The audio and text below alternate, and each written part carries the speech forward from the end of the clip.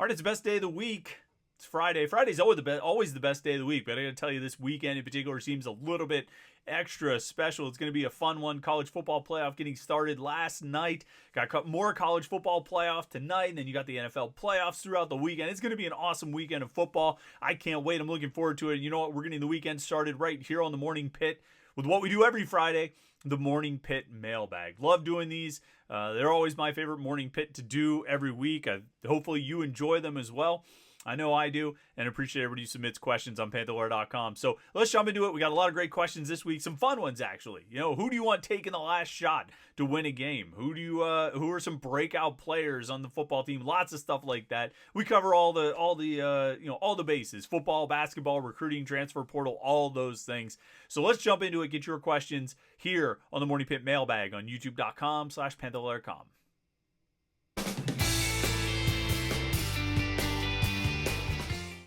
Yeah, it's Friday. It's the Morning Pit, youtube.com/Panther-Lair.com. I'm Chris Peak from Panther-Lair.com. Excited to be with you for another Friday edition of the Morning Pit, where we do the Morning Pit Mailbag. Take questions from fans on Panther-Lair.com and answer as many as we can right here on the Friday edition of the Morning Pit. Remember, if you want to be part of the Morning Pit Mailbag, it's pretty easy. All you have to do is go to the message boards, the Between Fifth and Forbes message board at Panther-Lair.com. You see the website below. Panther-Lair.com, Pittsburgh.rivals.com. That's a place where you can get all of your Pitt sports coverage and lots of great Pitt conversation on the message boards. And then throughout the week, every week we take questions. We put up a thread, usually on Tuesday, says, submit your questions for this week's mailbag. And then people post questions over the next few days, and we answer as many as we can in the mailbag here on Friday on youtube.com/Panther-Lair.com. So you want to check out the website. And then, of course, you want to like and subscribe. That's what we always ask you to do with these Morning Pit videos. Like the video, subscribe to the YouTube channel. We put a little subscribe button right somewhere around there. Probably I should be pointing at it. You should see it down there. Click that subscribe button, and then you will never miss any of our Pit video content here at youtube.com/Panther-Lair.com. Let's get into the questions.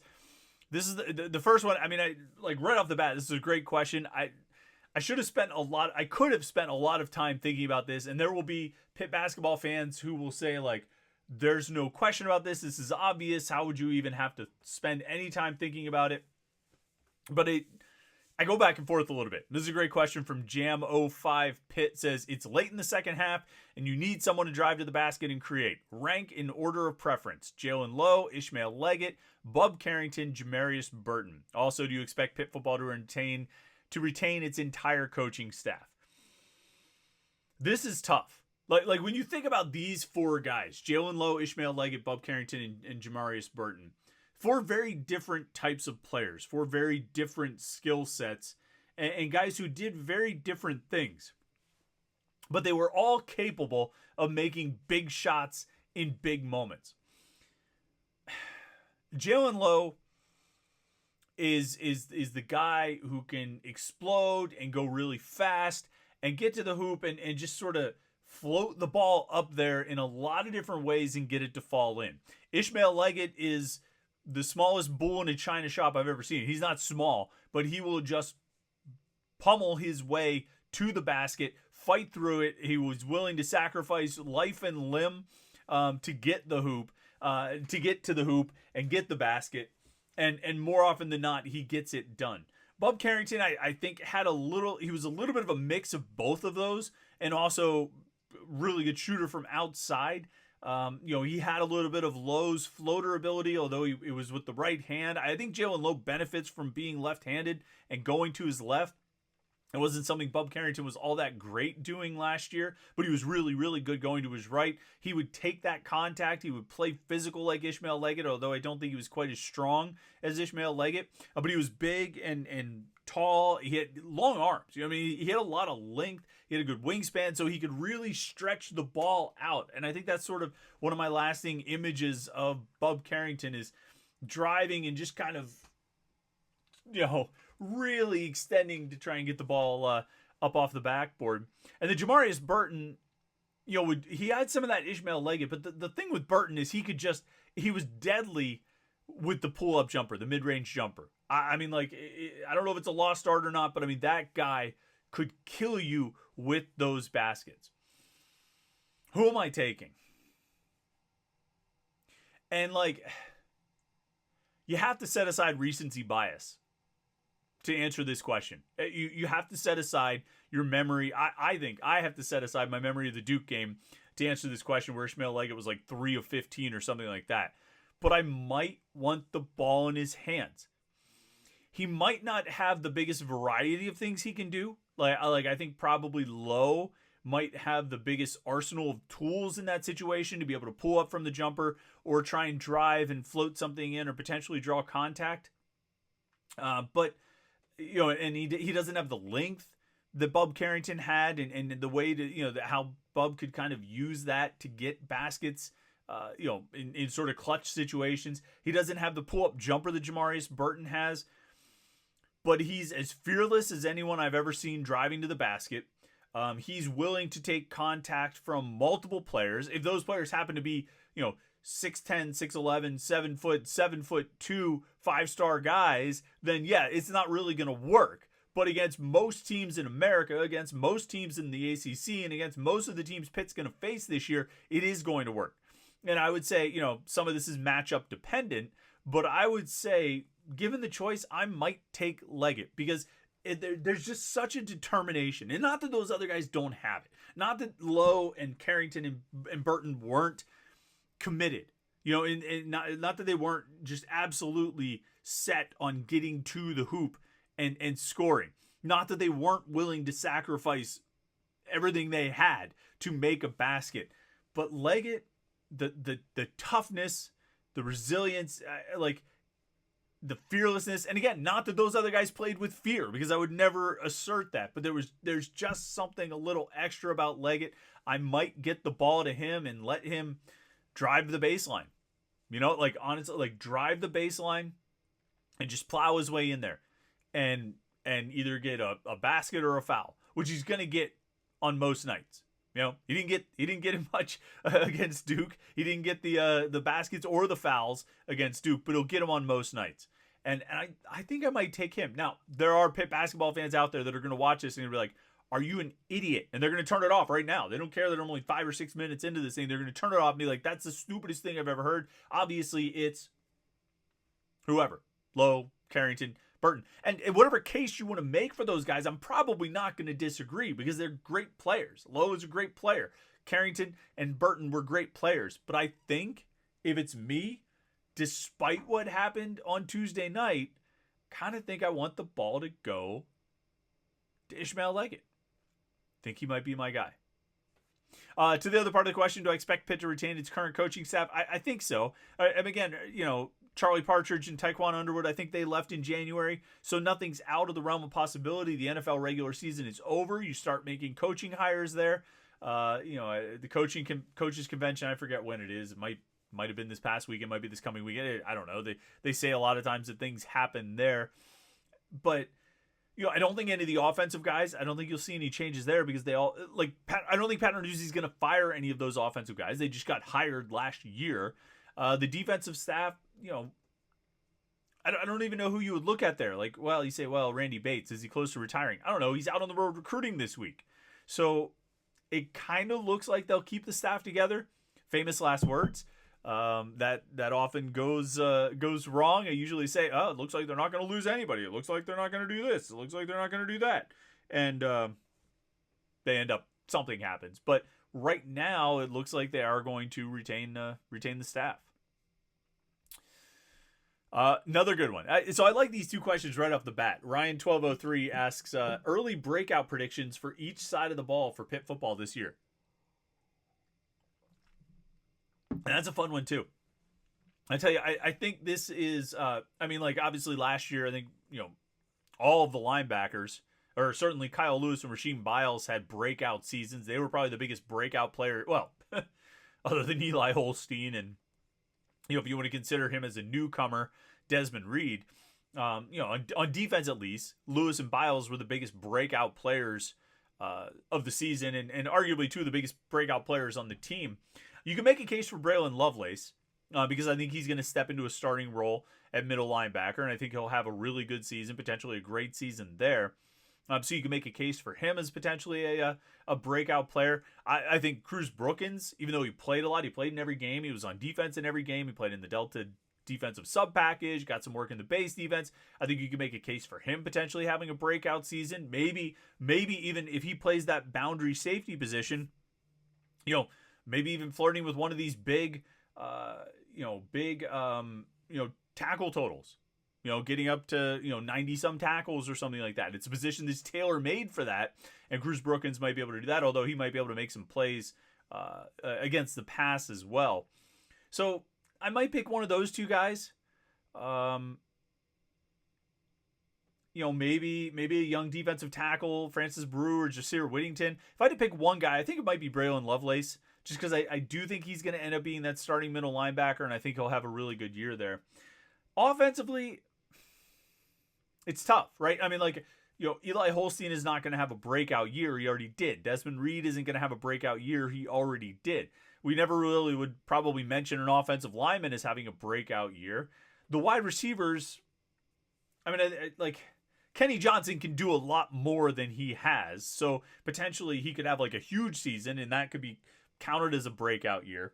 I'm sorry, we're recording this at night, and the Orange Bowl is on. And there's a whole damn stage set up at halftime. I don't even know who this is. Play the bands, guys. You're college football. You don't need to have a halftime show like this. Get the college bands out there. Where's Notre Dame's band? Where's Penn State's band? Do your halftime shows. If you're going to take this long, because I started recording this at halftime, full disclosure, I started recording this at halftime of the Orange Bowl. For you, this was last night. Halftime of the Orange Bowl. We're almost 15 minutes into this thing. There's plenty of time you could have both marching bands perform. What the hell?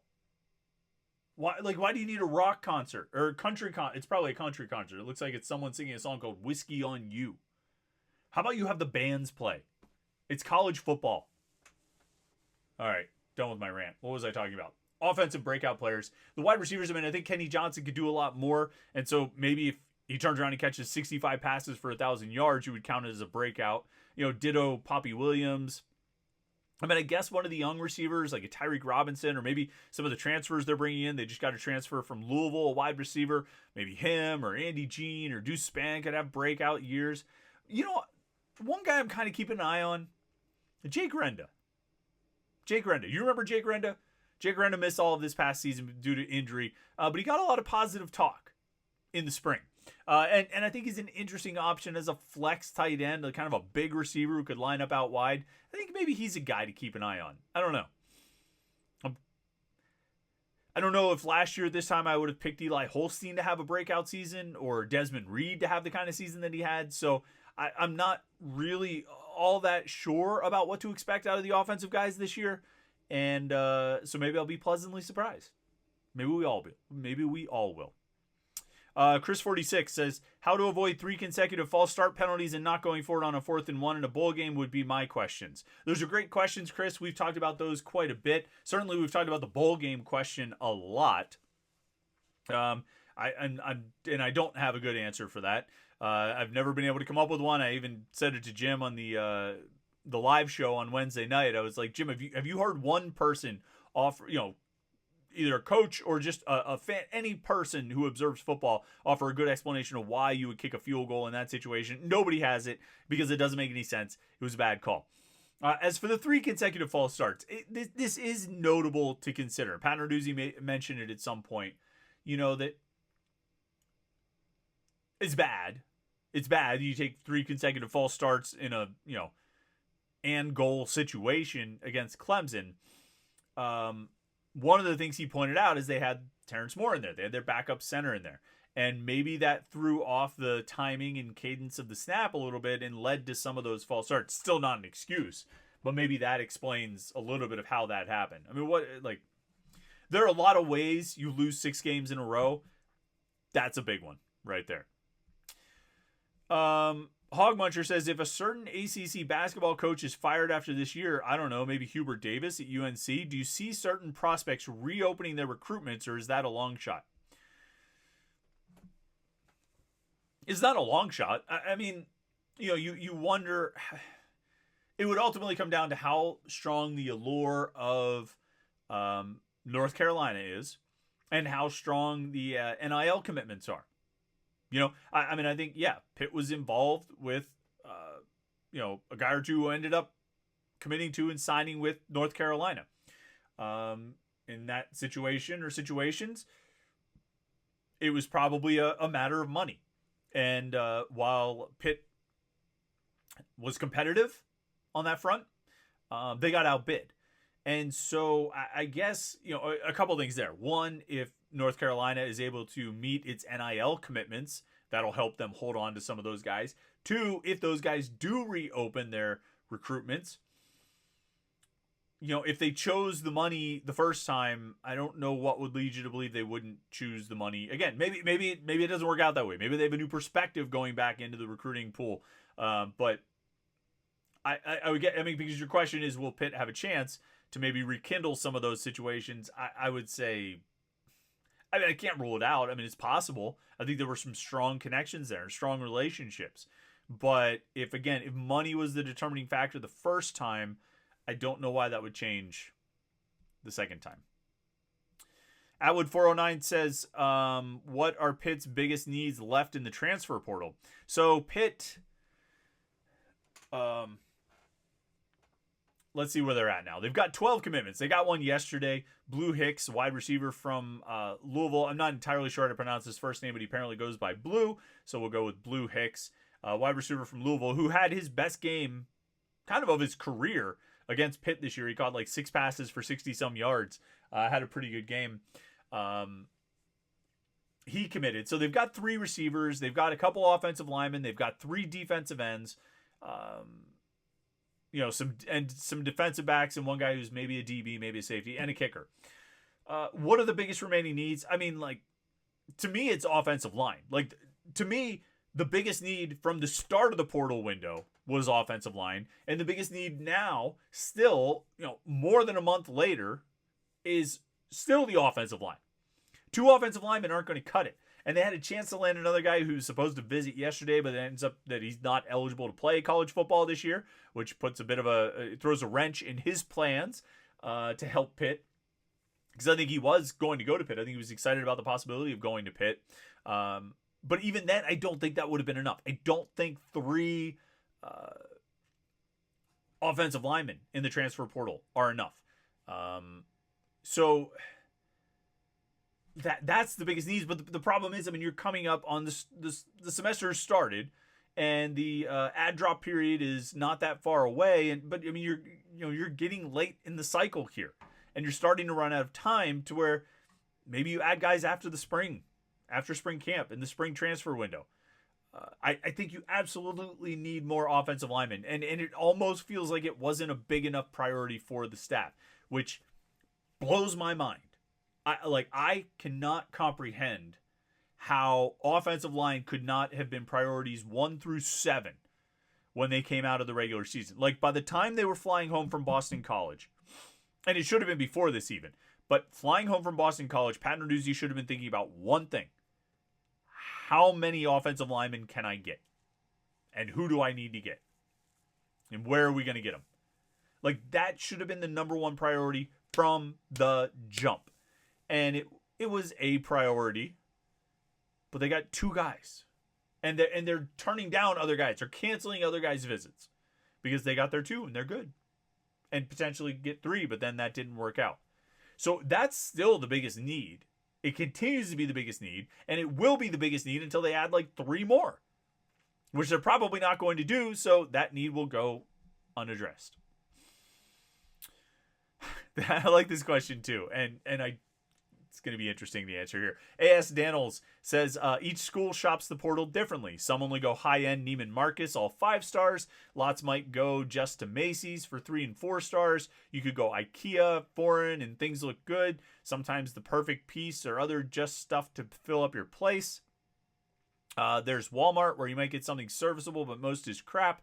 Michael's has a rare find, but mostly you fill up your cart with stuff you don't need. There are thrift stores, and don't forget consignment. Some only shop online by rating reviews. Lastly, there are those who hit every store just to find the perfect bargains. Describe in your words where and how Pitt shops the portal. I I love this question. And I don't.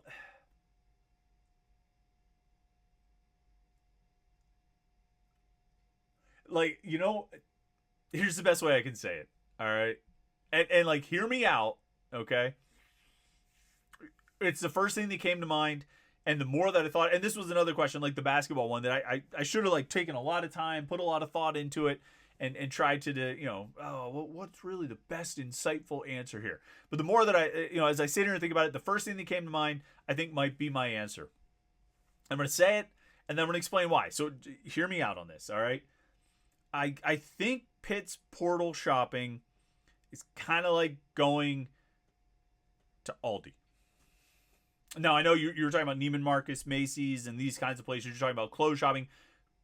Aldi is the one that comes to mind. And chances are, for a vast majority of you, there's some who know. There's some of you who know the truth of how great Aldi is. Okay, but this isn't going to be an Aldi commercial. But for the vast, I think a decent portion of people listening to this be like, Aldi, seriously, that cheap, trashy store. Like, low, everything's off-brand and all this stuff. Like, but that's exactly it. Okay? Like, that's the first part of it. There are many parts to this, all right? But that's the first part. Because when I saw this the other day, earlier in the week, or maybe late last week, I put up a tweet with all the players who had transferred to Pitt, or who Pitt had landed out of the portal so far. And I listed their schools: Charlotte, Richmond, Eastern Michigan, UC Davis, right? And I listed all those. And there were all these comments like, wow, that's a real heavy hitter list of schools that, the Pitt got guys from and all this. Immediately disregarding, because it's like my kids, they see Clancy's brand, that the Aldi brand, they get mad when I bring home Clancy's crackers, because they're like, it's just a Cheez-It knockoff, it's a Cheez-It ripoff, it's a lame, low brand, it's no good, it's off-brand, it's Eastern Michigan, it's Charlotte, it's Richmond, it's Western Carolina, if we want to go a year ago, right? So there's an immediate sort of like stigma to it, right? Just name recognition, okay? And in some of the reputation that's not entirely wrong, it is a bit cheaper, lower cost. But here's the other way it's like Aldi. Because you get to Aldi, and when you go often enough, and you start finding those things, you at Aldi, you can find some pretty good products. Like, surprisingly good. Their kettle cooked chips, surprisingly good. Their meat, surprisingly good. Their gluten-free items, surprisingly good. Like, almost to the point where you're like, wait, I almost prefer some of these things to the things I can get at Giant Eagle or Shop and Save or whatever, other grocery stores. Some of the things are just the same exact product you can get at Trader Joe's for $3 more. So you've got this, reputation, right, that is not exactly glowing. You've got a reputation for low prices, right, cost effective, but also kind of hidden in there some really good products, some that are even superior to those more high-priced, fancy, big-name products that you're going to find. And yeah, they are, it is Clancy's and not Nabisco, It is Western Carolina and not LSU, right? And it did come at a discount compared to what you would have had to pay at some of those other stores, what you would have had to pay for some of those players that came from those bigger schools. What you find is if you look hard enough, if you do your due diligence, if you put in the time, you will find some pretty great options. And so I think that's the model for Pitt. It's not easy. You can't just go to the biggest name brand that's there. You've got to work. You've got to dig. You've got to experiment. And you got to find. And you got to also be cost effective about it, because you have a budget that doesn't necessarily allow you to go to Giant Eagle and drop however much. So I think it's Aldi. I really, really like that metaphor that I just came up with. And I think we might end there because I mean there were a couple more questions and we'll tack those on to next week's mailbag. But let me know what you think. Do you like my Aldi metaphor? And do you shop at Aldi? Aldi's awesome. Aldi's great. I should get Aldi to sponsor this podcast. I love Aldi. If you see me at the Aldi in Brookline, say hello. Somebody did once. Who was it? It was Dan. Dan the Pitt fan, Pittsburgh sports fan. I don't know if you watched this or not, Dan, but I remember I met you at Aldi that day. All right, we're going off the rail. We're not going off the rails here. You just got me excited to talk about it. I might go to Aldi tomorrow, pick up some items. All right. I don't think Aldi would sponsor this, but that would be pretty fantastic if they did. All right, thanks everybody who submitted questions. Those were great questions. I know we only got through a few of them, but they were really good questions. I want to hear your input. Who do you want taking the last shot? Who are the biggest breakout players on offense and defense? And where does Pitt shop? You like that Aldi metaphor? I really do. I was almost going to go Costco, but I think that gets too complicated with the volume, bulk items. All right, like this video and subscribe, youtube.com/Panther-Lair.com. Appreciate everybody who tunes in today. Watch the videos all week. Pitt Louisville tomorrow. We'll have lots of coverage heading into that game and coming out of that game, so look forward to that as well. And yeah, I think that's about it. Check out the website throughout the weekend, Panther-Lair.com, and like and subscribe. Thanks so much today. Thanks to everybody who submitted questions. Have a great Friday. Enjoy your weekend, and we'll catch up with you on Monday for the Morning Pit right here on youtube.com/Panther-Lair.com.